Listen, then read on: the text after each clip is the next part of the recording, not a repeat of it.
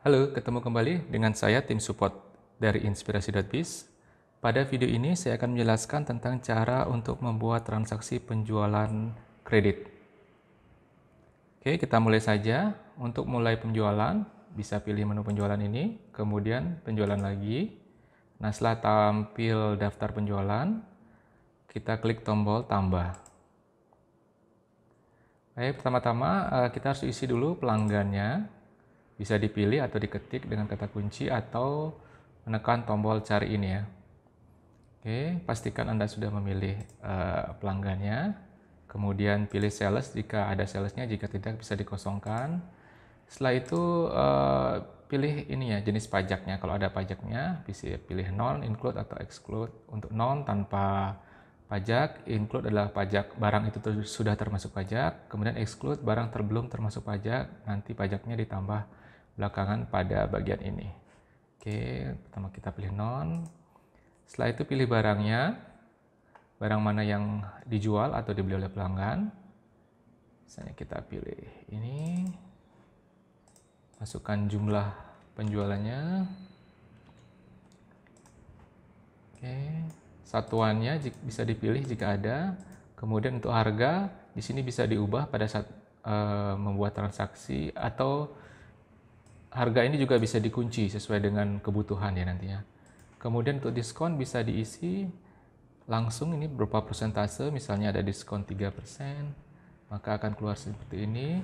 Apabila diskonnya berupa nominal, bisa pilih edit ini ya, dipilih dulu data barangnya, kemudian diedit, nanti diisi di sini nominalnya berapa, misalnya dapat diskon 500, maka persentase akan diisi otomatis. Nah, di sini akan otomatis ya terisi. Nah, setelah itu kita isikan jatuh tempo dari kredit itu. Misalnya jatuh temponya dikasih 10 hari, maka diisi 10 hari atau lebih dari 10 hari, misalnya ada 12 hari, maka diisi di sini, atau juga bisa diganti ini ya dari kalender ini. Jatuh temponya tanggal 7 bulan Mei. Oke, setelah itu dilengkapi keterangan jika ada. Potongan juga diisi kalau ada, kalau tidak diabaikan. Kemudian pajak, kalau diisi boleh, kalau enggak tergantung ini ya, kebutuhannya nanti. Oke, setelah itu klik tombol bayar. Untuk kredit bisa diisi di sini ya. Apabila transaksi tersebut ada DP-nya, maka bisa diisi pada bagian bayar tunai ini. Nah, contohnya pelanggan sudah bayar DP sejumlah 13.500. Nah, sisa kreditnya adalah 30.000.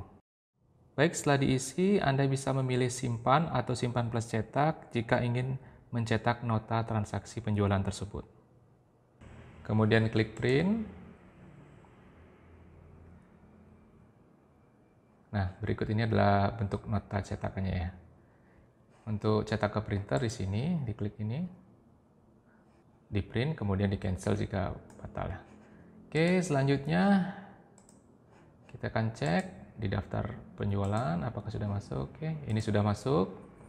Nah, bagaimana dengan pelunasan dari transaksi ini? Karena ini transaksi kredit, berarti masih ada ininya, ada piutangnya.